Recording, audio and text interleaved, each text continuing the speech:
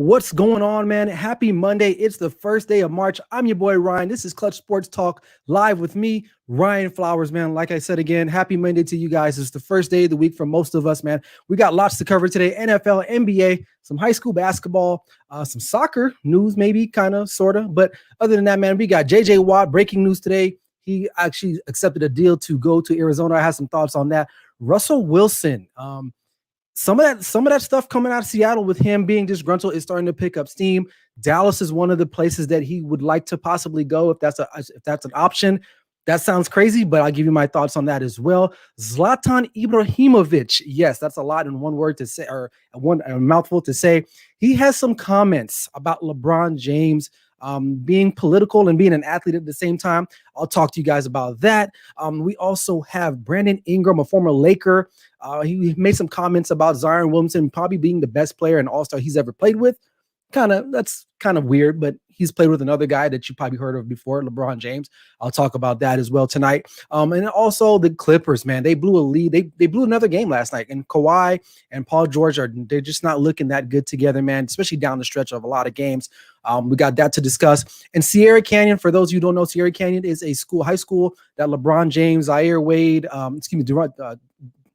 Dwayne Wade's sons, they go to in Chatsworth, California. They're being featured in a docuseries, which I'll talk about that. I just finished binge watching that. So lots to get into tonight, man. So hope you guys enjoy this show. Other than that, man, you guys make sure you sit back and relax. And like I always say, man, let's go. Clutch Sports Talk Live with Ryan Flowers is presented by All Pro Digital Sports, the future in sports media content. Let's go.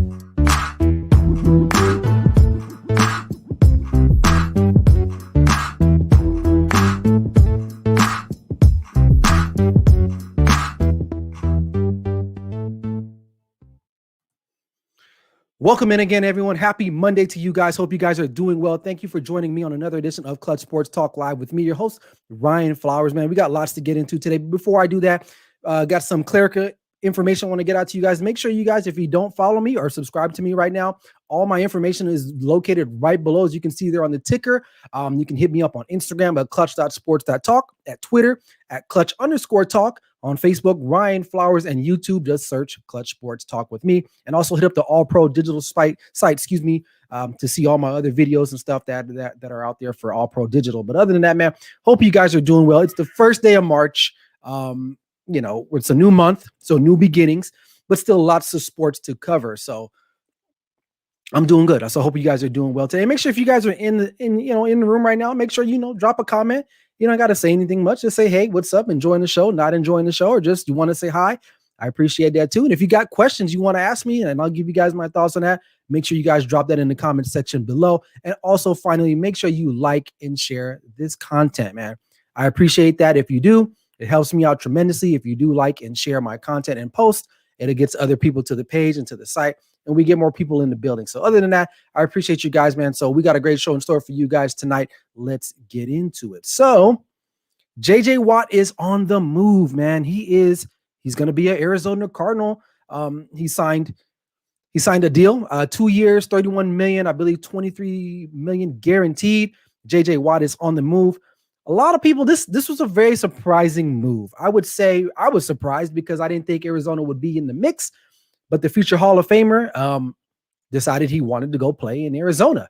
I'm not mad at him. If you've never been to that area, Phoenix, Glendale, Scottsdale area, it's a tremendous place to live, okay? If you have money, especially areas like Scottsdale and the surrounding areas out there, Glendale, for a millionaire, man, it's nice. The weather is hot. It's Phoenix, but that area is nice. And let's just be real. Arizona, well, I'll back it up. A lot of people have problems with J.J. Watt just because, he said he wanted to go and play for a contender. Well, is Arizona considered a contender? Not necessarily.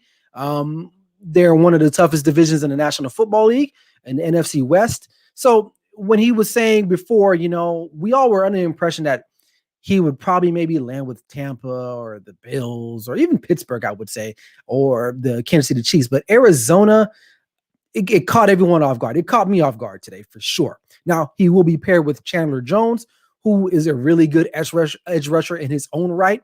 And maybe that's one of the reasons why. Maybe he looked at quality of life. Maybe he looked at the particular defense. Vance Joseph is the defensive coordinator there, and he likes what Vance Joseph does with his ends. And let's just be real, JJ Watt, he still has some left in the tank. Is he going to be that same guy that we've been used to seeing over the last 10 years? No, he's not. But he did have a really solid season in Houston this past year. He played all 16 games, and he basically led that defense in pretty much every statistical category as far as tackles and sacks and things of that nature and pressures. So he does have some left in the tank. Now you put him on Arizona's defense, who they're not too shabby themselves. I mean, their total scoring, I think they were like 14th or 15th. Rushing yards, they were only 18th, middle of the road. So, it's an average defense, but now that's another edge rusher in that division. It's going to be very exciting to see Arizona, because I think Arizona is on the way up. Now, they started off hot. I think they won like 4 or 5 in a row. Kyler Murray got hurt, sat out, then kind of still played injured. They blew a few games, like losses to like the Lions and things of that nature. So they're one of those teams, I think, that if they stay healthy, they're still in contention. It's going to be tough because the Niners are going to be back. Obviously, the Rams are going to be better now. They have Matthew Stafford. We would like to think that they'd be better. Seattle might be a little question because we don't know who might be at quarterback, which I'll talk about that in the next segment. But the Cardinals are definitely in the mix. I wouldn't say that they're a championship contender. So I think at the end of the day, I think it boiled down to money. And at the end of the day, money always plays a role. Okay, it always does. He said he wanted to go for a championship contender, but at the end of the day, I'm saying that a lot, but he ended up going with the money, I think. I mean, 2 years, 31 million, 23 million guaranteed. That's a hell of a deal that he's getting. Now, from the Arizona Cardinals side, I'm like, you probably could address more needs, but they figured, well, we need to get better on defense. We need another edge rusher, and especially when you're in a division now with, some really good quarterbacks, you got to have to get after them. And I think they looked at it and said, you know what? We got our quarterback. Our defense is pretty solid for the most part. I mean, they don't know what they're going to do with Patrick Peterson, but I think they decided, he's out there. He wants to come here. Let's do it. And JJ Watt, hey, man, you're going to get 23 million guaranteed from this team. You might as what better place to spend it than in Phoenix or Glendale, Arizona, where he's probably going to live at anyway. So good deal for him. It's going to be fun to watch them. I like watching the Cardinals play. They're not too far from me, about 4.5 hours from where I live. I wouldn't mind going to one of their games. I've been to several of their games. Great environment. I think he's going to love being in Arizona and to finish out his career. And hopefully maybe he can get a ring there. I doubt it.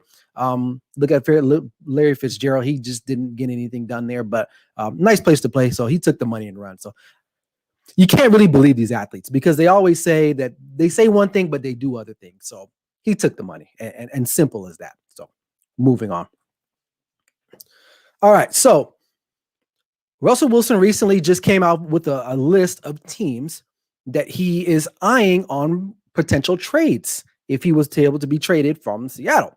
Now, some of those teams include, I believe, New Orleans Saints, the Chicago Bears, and my Dallas Cowboys.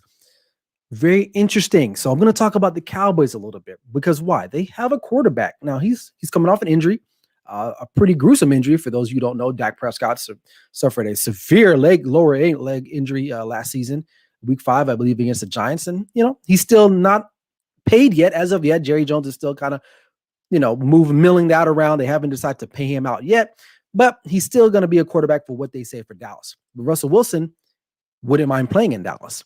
Now, that might surprise a lot of people because they're saying, well, why would he go to Dallas? Dallas is not ready to win right now. Obviously, they're not. The Saints are more ready to win right now. Chicago, at least Chicago can say they have an elite defense. Dallas doesn't really have anything elite at this point. They have some decent players in decent positions, but they're not elite. So it leads to the question, why would he even consider Dallas? Well, it's purely marketing, I would say. You look at Dak Prescott, arguably one of the top 10, top 15 quarterbacks in the National Football League. And I don't care whether you hate him or not. You can't argue that. He's a top 15 quarterback. But Dak Prescott, I think he made over $50 million in endorsements in the last 2 years, right? And, the question that you want to ask yourself is, well, how? He hasn't even won a championship. He hasn't even had that many playoff wins. Well, The fact of the matter is that he's the quarterback of the Dallas Cowboys. And when you're the quarterback of the Dallas Cowboys, you get a lot of advertisement deals, sponsorships, and publicity. And you look at, he's got the Sleep Number, he's done Pepsi, the Doritos, Adidas, yogurt. The dude made $50 million, not in playing. I mean, he made more in advertisement than he actually has as a player. So if you're Russell Wilson, you're laying down, you're in your bed, you're in Seattle, where you live at, and you're like, well, I'm arguably one of the top 5 quarterbacks in the National Football League, right?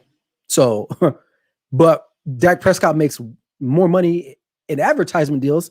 He's kind of in the spotlight a lot more than I am. I'm kind of lost in the Pacific Northwest.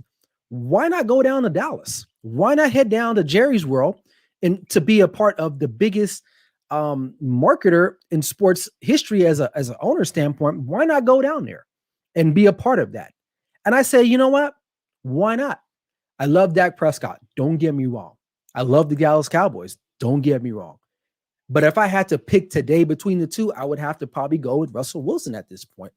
Well, because Russell Wilson has done more. He's got a Super Bowl win. He's won more playoff games. He's been, and I think Dak Prescott is great. And I think he can still be a really good quarterback.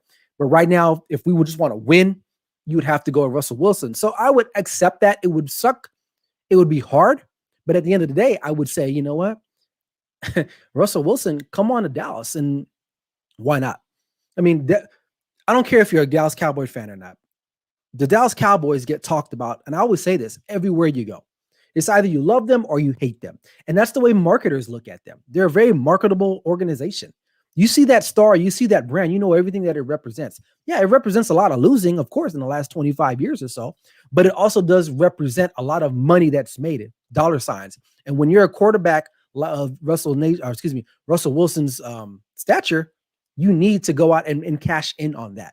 Because if not, you're going to get lost. I mean, does he have advertisements? Yeah, I think he does. Probably Bose. I think Bose is his only biggest. But you look at Dak Prescott, who's not even the quarterback as Russell Wilson is, gets way more advertising. Hell, Dak Prescott gets more advertisement deals than the top quarterbacks in the league. Patrick Mahomes has a few, I think, Head and Shoulders, maybe a watch or here, something like that, Adidas. But Dak Prescott is in a lot of advertisements and is not even in the top 10. I mean, he's not even top 5 quarterback, and he has way more advertisement deals than Tom Brady. And I get it. They win more, and that's what it's about. But if you just want to talk about revenue, and a lot of these guys, they're at a certain, because to me, sometimes they want to know, like, I can make that. I'm way better than this guy. Why am I not making that money? And that's the reason why. So I wouldn't be like, oh man, they should never do that, because Russell Wilson can play. He can definitely play. He just needs protection. And right now, he's got a lot of gripes. Now, he signed off on the new edition of the offensive coordinator. He's okay with that. He wanted to have a little bit more say in some of the organizational structure as far as player and stuff like that. Not sure if the Seahawks were willing to give him that, but at the end, they're at a crossroads because Pete Carroll has been there for quite some time, and he probably would have been fired if he didn't ended up drafting Russell Wilson. And, the rest is history. If not, he would have probably been out of there by now. But the fact of the matter is, he found Russell Wilson. They won a Super Bowl. They went back to the Super Bowl where they should have won it, but they didn't. And they've been pretty viable in the NFC West for quite some time. They're always in the mix. But now you have a team that doesn't have an offensive line. You went out and gave away a lot of draft collateral for a safety in Jamal Adams, who really, to me, really isn't worth all that. And now your quarterback is disgruntled and is looking to see himself out of Seattle. So they're going to have to clean that up here in moving forward, because it's going to be messy. Speaking of messy, Zlatan Ibrahimović, for those of you who don't know, he is a soccer player, football player. He had stints, in Europe, of course, in the Premier League. He played in MLS for the LA Galaxy. And I think he's back overseas.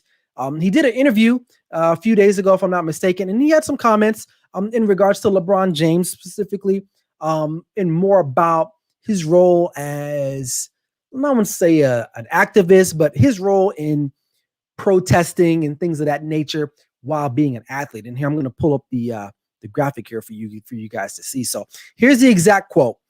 He's speaking about LeBron James. He says, "James is phenomenal at what he's doing, but I don't like when people have some kind of status, they go and do politics at the same time," Ibrahimović said. Do what you're good at. Do the category you do. I play football because I'm the best at playing football. Okay. Have some thoughts on that. LeBron James heard it. Someone in his group probably read it to him. And here's his response. LeBron James goes and says, as athletes, we've been hearing this for a long time, James said. You should feel privileged. You should be thankful to be able to dribble a ball or run a football or be able to do a 100-yard dash or be able to swing a baseball bat and things of that nature. You shouldn't be able to speak about anything else, no matter if it's right or wrong. You should just do that. But that's not the case. That's not the case anymore. As long as I'm around, it won't be the case for a long time. Okay. Very, very, not gonna say touchy subject for me, but I'm split. I'm split because I can see where both men are coming from. Now, I'll start with Zlatan Ibrahimović side. In regards to his comments, just to give you a background with Zlatan. Zlatan is not an American, obviously, not with a name like Zlatan Ibrahimović. He's Swedish, by the way, which I don't know too many people from Sweden. I didn't think Ibrahimović was a general. Anyway, so he's not from the United States. So there's some things he probably doesn't really understand. And I'm not letting him off because how can you not understand? There obviously is a problem in this country with race. Okay. We can't deny that. That's something that's here. We can't ignore it. Race plays a big factor in our daily lives, whether it's at work, school, recreation, your neighborhoods, wherever. Race plays a factor in what we do in our daily lives.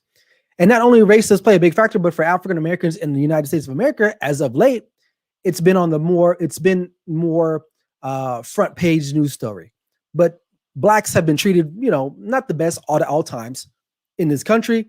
So maybe I don't know if he understands that. So what he is saying is that LeBron James is a great basketball player, not taking away from that, but he just basically needs to just chill out and play basketball. Okay, that's what he's saying. Got it. My thoughts on that is that, well, I've always had a problem with athletes trying to be political activists. And it's not that I have a problem with them trying to be political or be activists. My problem with athletes trying to do that and support that is that they don't always 100% are committed to it really, because there's been instances where they kind of are half the way in, half the way out. And they wanted to make you feel like they are 100% in because of this is the world that we live in. So I'm just like, look, dude, here's the thing. You guys are rich. You have a platform. There's no denying that. And I think LeBron James understands that. I think LeBron James means well, but at the end of the day, if more athletes would take more riskier chances, especially when it involves their careers, then I would give them more respect. Guys like LeBron James, definitely, and a lot of other athletes, superstar athletes, have this platform. But are they really willing to give it up all, per se, like guys like Muhammad Ali? Muhammad Ali is the epitome of what an athlete / political activist is.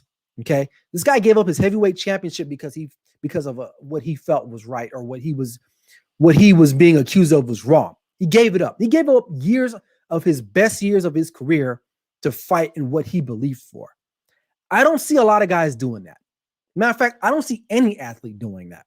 And I'm not saying they got to do that, but let's just be real, because I wouldn't do that, because obviously you have families, you got stuff to support. But my problem is that they make it seem like they're all the way in like that, and they're really not. Because in this past summer, the NBA mainly had an opportunity to make a really big stance against what's happening in this country. And what did they do? They decided to boycott one day.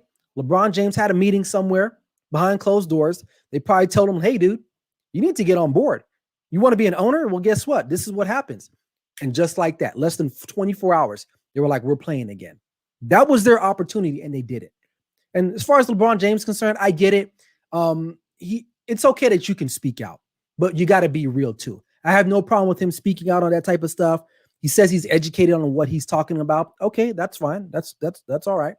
But you have to be. I think sometimes they come off as disingenuous, and I have a problem with that. And to me, when you have a platform of that magnitude, you have to try to be as genuine as possible And I think most athletes, most people that are rich or millionaires, billionaires, they're not as genuine as you think they are, because they have a lot to lose. And I think that's the point that I'm trying to make. When you're willing to give up what you have, then that tells me that you're really about what you're talking about. If not, look, hey, I couldn't do that stuff because I have a lot to lose. But then again, I'm not out here flaunting like, hey, I'm this and I'm that. I'm gonna do this because I know what I have to lose, and I'm just being real about it. Doesn't make me a bad person, but I'm just being honest. So, speaking of being honest, Brandon Ingram was in the news. He made some comments about Zion Williamson, on a teammate of him. Actually, I'll let Brandon tell you what happened. This is going to be something different. It's going to be something exciting. And I like to feed off that, or I like to come into the game. And let's get that clip over again. I've never played with a player as talented as me. And he's a generational talent where you don't know what you're going to get from him every single night. This is going to be something different. It's going to be something exciting. And I like to feed off that, or I like to come into the game and be ready because I know he's going to be ready. So it's good to have another all-star beside me and having the same mindset as me going into games, just going to just try to be the best player that he can be. Okay, B.I. Listen, he's not the first guy to take shots at LeBron. I love LeBron as a basketball player, but Zion Williamson is not better than LeBron James. He's just not. But a lot of guys like to do this. Kyrie Irving was one of them, saying it's nice to be with a clutch player. Now, Brandon Ingram is saying, oh, it's nice to have someone as good as me or another all-star on my team. Like, dude, you were on the Lakers. Again, let's be real. You're mad because basically LeBron said you're not good enough to play with me, shipped you off to New Orleans. Now you're there. Just say that, because that's where you're coming from. But to say Zion Williamson is just as good as he is, and it's nice to have someone like that on your team, is laughable. It's laughable. But these guys keep coming after the king, and honestly, I'm not going to spend too much time on this because LeBron doesn't even probably care. Because this is what happened. They traded those guys away. Josh Hart, Lonzo Ball, B.I., they're all gone. And what happened? They won a ring the next season. And the Pelicans, they probably will make the playoffs this year and probably get bounced in the first round. And B.I. is a great player, don't get me wrong. He probably needs to get out of LA because he can't play with LeBron. So LeBron knew that. They kept Kuzma because Kuzma was probably like, I can be here. They're like, okay, it's cool. We'll keep him, but get rid of the other guys. Get rid of them. And that's exactly what happened. And so now he's a little piffed about that, as he should be. I mean, obviously, if you went into work one day, you were there before someone else. They hired a superstar guy in your department, and basically they asked him, like, hey man, like, what do you need to make this department better? Well, we don't need these guys. Get them out here and bring this guy in. And you were one of those guys that was going to be getting rid of. Yeah, you'd probably be upset, and you'd probably be chirping to the media about Zion Williamson being the best player or one of the best players on your team, like yourself, as an all-star to play with. So it is what it is. I'm not going to spend too much time on that because it's ridiculous that these guys. LeBron's one of the best players. I'm not the best player in the world. Okay, I like Zion. He's nice, but he's not LeBron James. So let's just be real, kid. Okay, let's just be real about that. All right, the Clippers fall yesterday afternoon to the Milwaukee Bucks. Now, interesting game. It is what it is. They collapsed again. Here's an interesting fact. Kawhi Leonard is not shooting well, shooting 29% from the three-point field. Not very good. Now, the Clippers, they got rid of the coach because everyone thought, oh, Doc Rivers is not the guy. He sucks. And, look at Philly. They're number one in the East. And Doc has some blame. But the Clippers really did not fix their biggest issue. And what is that biggest issue? It's their locker room. It's their chemistry. Chemistry plays a big factor in team sports. I don't care what you say. It does. Now, you have a guy in Kawhi Leonard who's a great player. Don't get me wrong. But he's not a chemistry building type of dude. You looked at his career in San Antonio. He was with Tim Duncan, Greg Popovich, Tony Parker, Manu Ginobili. They established an environment there already. He just needed to be a guy there who was nice. They come in and play. Goes to Toronto. They were well established. Kyle Lowry was the leader of that team. The Raptors had been a really good team for quite some time. Just couldn't get over that hump. They win a championship there. He's out. Comes to the Clippers. He's a guy that comes, shows up, does what he needs to do, and he goes home. That's what Kawhi is. He's a mercenary. He's probably one of the greatest mercenary athletes we've seen in of our time. Okay. What I mean by that, he just goes where the best opportunity is. He's not going to try to make it any better. He's just going to do what he needs to do and get out of there. It doesn't make him a bad player. It doesn't make him a bad person. He's just not that dude. And you look at Paul George, who loves to talk all the time. He's always talking. Like when they're playing bad, he's quiet. But when he's doing good, he's, oh yeah, I'm ready. I'm back. This is what it is. You know, the Clippers, whoop-de-woo, whatever. Well, they sucked last night. And they got ran out of the gym. Once they got ran out of the gym, but they should have won that game. The Clippers have not fixed their problem. And essentially, it's going to lead to other problems in the playoffs. They got a bunch of guys on that team. They have no identity. Really don't. And they haven't bonded as a team. There's no chemistry. You look at the Lakers right now. You look at how they're structured. Obviously, LeBron is the guy there. And he's okay letting AD get his play and get his minutes. But everyone knows the de facto leader of that team is LeBron James. And everybody else formulates around that. Kawhi doesn't want to do that. Kawhi just wants to show up in his New Balances, play the game, hop in his car, and go back home. He's not kicking it with you. He's not trying to do any team bonding with you like that. At least, I don't know. I'm not in that locker room. But they don't gel very well. And they added some other guys. They had a deep team last year, but the chemistry issues is what really brought them down. And now Doc Rivers, they fired him. He's out there. Ty Lue's there. But it's still the same story. I don't see the Clippers doing much anyway at the end of the day. They're still good enough to win games in the NBA because they have two really good stars in Kawhi Leonard and Paul George. But, I mean, the facts are what the facts are. Kawhi will not lead that team because Kawhi does not want to be a leader. He just isn't. He's a mercenary. He's a mercenary basketball player who's really good at what he does, and that's it. And they're not going to do anything further. Then that's just facts. If you disagree with me, that's fine. Drop a comment. I'd be more to argue with that. But you can't deny that he goes places and he really doesn't leave that much of a mark. They're like, Toronto's still a pretty decent team without him. Now they're not going to win a championship, and he helped them win a championship. But it is what it is. All right, this is a short show tonight. But one more thing before I get out of here, man. For those of you who don't know, Sierra Canyon is a high school located in Chatsworth, California, just outside LA. It's the home to a plethora of up-and-coming college basketball NBA stars featured. LeBron James' son goes there. Bronny James. Dwayne Wade's son goes there. Zaire Wade. A couple top 5 prospects in Zaire Williams. Brandon Boston. Guys that play there now. So they were just featured in a docuseries on IMDB TV. If you have Amazon Fire Stick, it's free. It's like 6 episodes. Good stuff, man. It's produced by LeBron James and Maverick Carter, obviously, because, they're there. But it's a great documentary, man. It's like,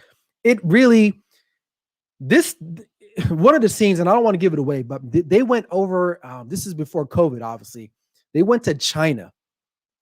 This high school team went to China, right? High school team. And they needed like security. It was like watching the 92 Dream Team. For those of you who don't know, those people were waiting outside. They were like little rock stars. And none of these guys have done anything really yet. But, LeBron James, Bronny, he's got a big following. So, but I will say this about this team. It's a lot of pressure to play at Sierra Canyon. If you love sports in general, you like sports shows and stuff like that, this show is a great watch, man. So just check it out. It's on IMDB TV. It's a great docuseries on the Sierra Canyon show. But these kids have to do a lot. They have to go through a lot. And they had a tough schedule. They played a lot of guys. I think they travel like 33,000 miles. That's more than some NBA teams do.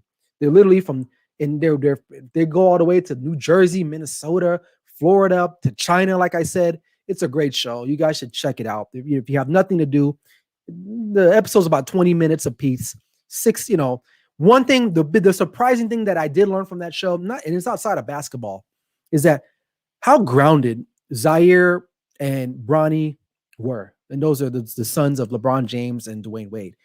They did not come off as like bratty or too good, especially Bronny James. He seemed very quiet other than the fact when he was around his teammates, considering your dad is the greatest player in basketball right now. So it's a great watch. You guys should check it out. I highly recommend it. But other than that, man, that's my time tonight. Quick show. I got stuff I got to go and do. But again, Appreciate everyone that's been out here supporting me, man. Thank you so much. It takes a lot of time and effort to put this show together. So those of you who do watch it and support it, man, it does mean a lot to me. So continue to watch the show, continue to support it. Corey, what's up, man? Yeah, we're gonna link up, Corey. Don't worry, man. I didn't forget about you, but I had to do a short show tonight, so I couldn't get a guest on. But we'll have to definitely link up. But other than that, man, you guys know what it is. I'm your boy. Have a great rest of your evening. This is Clutch Sports Talk Live with me, Ryan Flowers, and like I always say, never settle till the work is done. Let's go, guys.